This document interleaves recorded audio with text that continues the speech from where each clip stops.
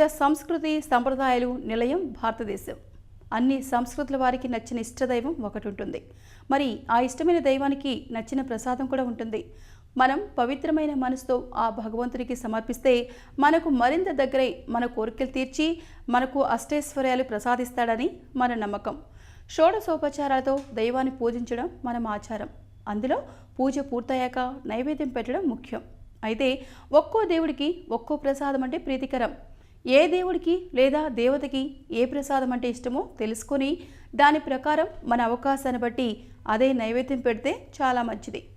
వెంకటేశ్వర స్వామికి వడపప్పు పానకం, వినాయకుడికి బెల్లం ఉండ్రాళ్ళు జిల్లెడికాయలు, ఆంజనేయుడికి అప్పాలు లడ్డూలు శనగలు, ఇక సూర్యుడికి ఆవు పాలతో చేసిన పాయసం మొలకెత్తిన పెసలు, లక్ష్మీదేవికి క్షీరాన్నం పండ్లు, సత్యనారాయణ స్వామికి ఎర్ర గోధుమ నూకతో జీడిపప్పు కిస్మిస్ నెయ్యి కలిపి చేసిన ప్రత్యేక ప్రసాదం, ఇక దుర్గాదేవికి మినపగారెలు అల్లం ముక్కలు, షిరిడి సాయిబాబాకి పాలు గోధుమ రొట్టెలు పాలకోవా, శ్రీకృష్ణుడికి అటుకులతో కూడిన తీపి పదార్థాలు వెన్న, ఇక శివుడికి కొబ్బరికాయ అరటిపండ్లు, సంతోషిమాతకు పులుపు లేని పిండి వంటలు తీపి పదార్థాలు, సరస్వతీదేవికి రేగుపండ్లు వెన్న పేలాలు కొబ్బరి పాయసం.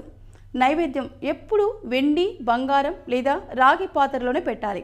అలాగే నైవేద్యం ఎప్పుడు కూడా ప్లాస్టిక్ మరియు స్టీల్ లేదా గ్లాస్ గిన్నెలలో పెట్టకూడదు. నైవేద్యం ఎప్పుడు కూడా వేడిగా అస్సలు ఉండరాదు. అలా ఉంటే అది మహాపాపమే అవుతుంది. చాలా ముందుగా తయారు చేసినవి బాగా చల్లారిపోతాయి కనుక వాటిని నైవేద్యంగా పెట్టరాదని శాస్త్రం చెబుతోంది. అప్పటికప్పుడు సిద్ధం చేసినవి చాలా వేడిగా ఉంటాయి కనుక వాటిని నైవేద్యం పెట్టకూడదని అంటోంది. నైవేద్యం పెట్టేటప్పుడు ఎప్పుడూ మధ్యలో నీళ్లు చల్లుతూ ఉండాలి. ఇలా చేస్తే దేవుడి చూపు ఆ ప్రసాదం పైన పడుతుంది. నైవేద్యం ఎవరైతే వండుతారో వాళ్లే నైవేద్యం దేవుడికి సమర్పించాలి. ఒకవేళ అలా అవ్వని స్థితిలో స్వామివారిని నేను చేసిన ప్రసాదం నా తరపున పలానా వ్యక్తి పెడుతున్నారు, నైవేద్య అపరాధం ఉంటే క్షమించమని అడగాలి.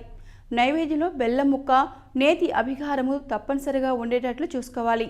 నైవేద్యం పెట్టే సమయంలో ఆహార పదార్థాల చుట్టూ కుడి చేత్తో నీళ్లు చిలకరించి సంబంధిత దేవతా స్తోత్రం చదవాలి.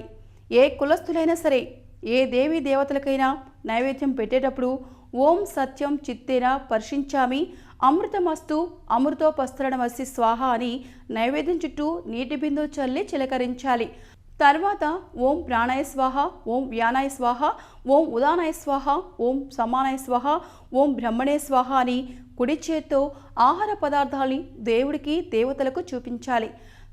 మధ్యదే పానీయం సమర్పయామి అని నైవేద్యే పానీయం సమర్పయామి అని నైవేద్యం మీద మళ్ళా నీటి బిందువుల్ని ప్రోక్షించాలి. నమస్కరోమి అని సాష్టాంగం చేసి లేవాలి. సో ఈ వీడియో మీకు నచ్చినట్లయితే కనుక లైక్ చేయండి, షేర్ చేయండి, కామెంట్ చేయండి అండ్ సబ్స్క్రైబ్ చేయండి.